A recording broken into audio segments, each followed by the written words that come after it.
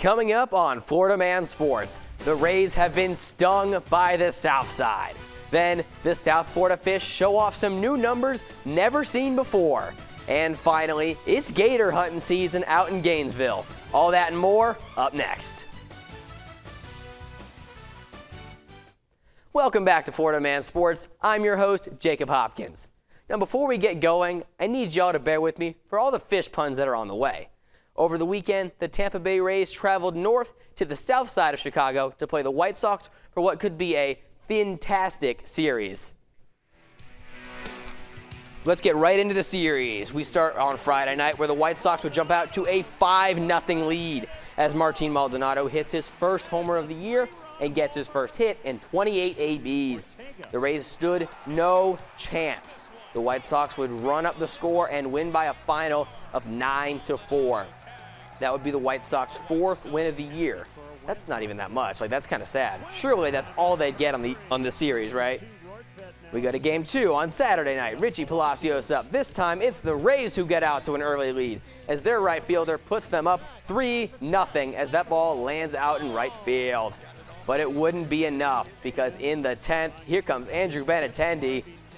Hanging off speed, he cranks it to right field. That's a walk-off. The White Sox win game 2, 8-7 in extras. That's their 5th win of the year. Now game 3. Surely the Rays can just get one, right?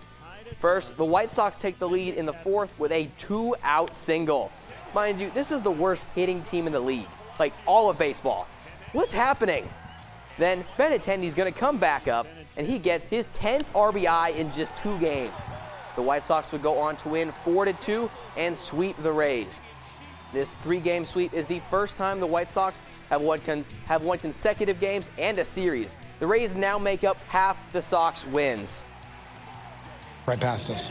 We got to find ways to get our pitchers some runs early. There's no doubt. I don't have the answer as to why it's not coming. Just continue to support them. But the guys, look, they understand what's going on, and they're frustrated by it. But at the end of the day, it's going to be on us to turn it around. Moving on. The Marlins suck. Nah, I'm just squidding.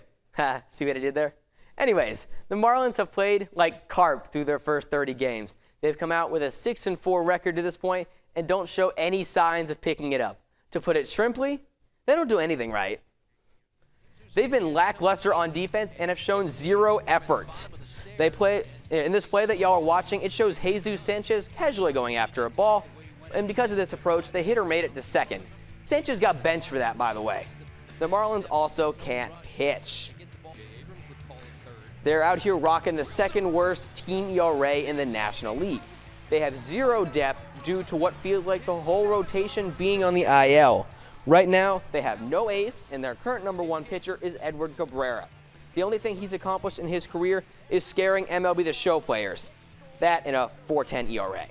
The Marlins aren't any better on the offensive side of the ball.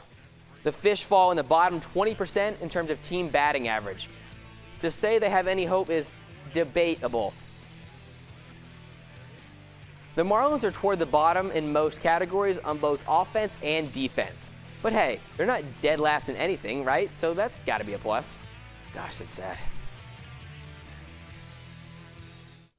Maybe the Marlins offense is sleeping with the Fishes. Wait. Huh? Seriously? Fine. So I'm being told that if I make one more fish pun, I'm fired.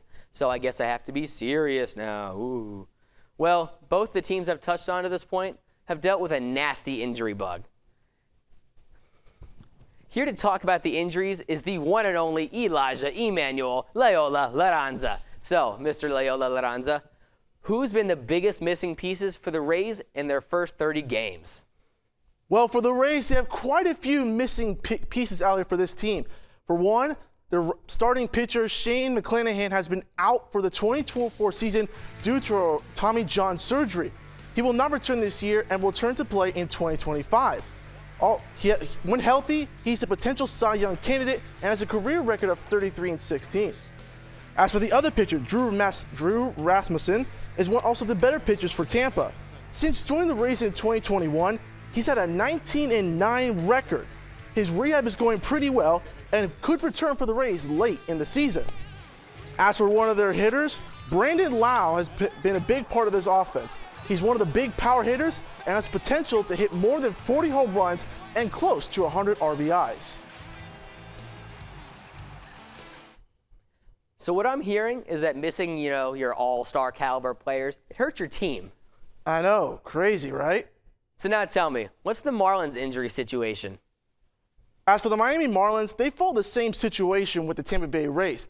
Their starting pitcher, Sandy Alcantara, has been out for the year as well with the Tommy John surgery. He won this in 2022. He won the Cy Young Award for his outstanding performance. As for his return, he will be playing out in the 2025 season. Now, the first baseman, Jake Burger, is out as well. In 2020, he played for two teams between the Marlins and the White Sox. In that year, he had 34 home runs. The best chance for him, he'll be returning to face off against the Athletics and the Dodgers on the road. And their rookie pitcher, Yuri Perez, is out as well with Tommy John surgery. So far, in the 91 innings he's pitched this year, he had 108 strikeouts. It looks like things are sardine to get worse for the Marlins. Oh, so he can make a fish pun? Well, thanks for joining us, Elijah. Always a pleasure, Jacob. Well, I'm going to go have a word with my producer, but stick around. Up next, the Gators have come into the season with high expectations. Given the theme of this show so far, surely they'd live up to the stakes set. Don't go anywhere.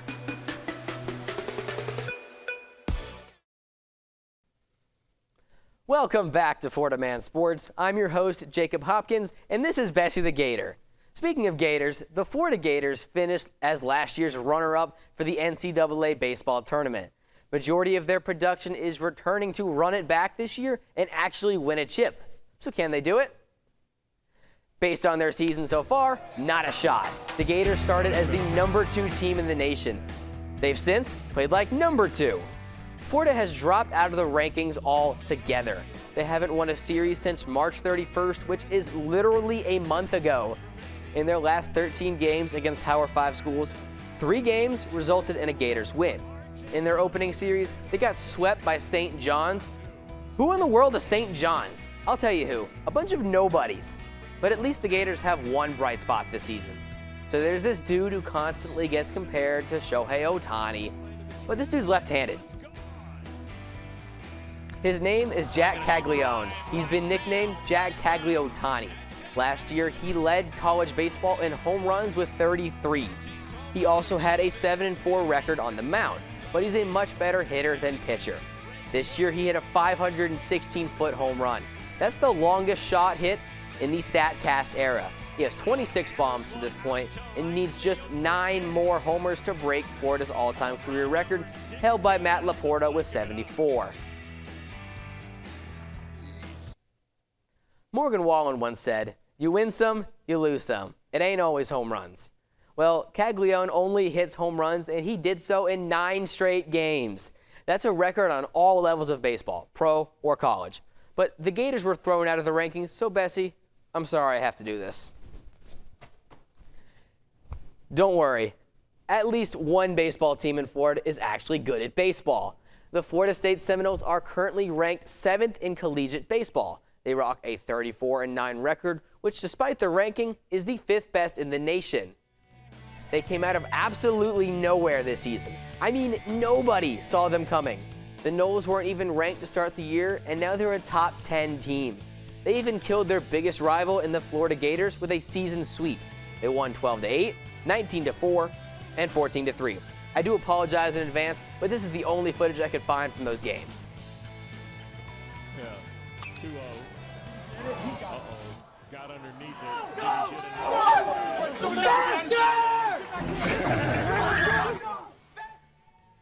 FSU is led by their junior first baseman, James Tibbs. He's the 3-hole hitter and the forefront of a potent Seminole lineup. His slugging percentage, which is .828, is 13th in the nation and 6th amongst Power 5 schools. At this rate, there is no doubt the Noles make the college baseball playoffs. The full field of 64 is released on Monday, May 27th at noon in an event referred to as Selection Monday. The 2024 NCAA tournament is set to begin later that week with regionals on Friday, May 31st. That sets the path to the 2024 College World Series, which begins Friday, June 14th. Well, that's all we have for y'all. Wait, Bessie, what are you doing? Bessie, I'm sorry. It wasn't personal. For Florida Man Sports, I'm Jacob Hopkins. Have a nice night, guys.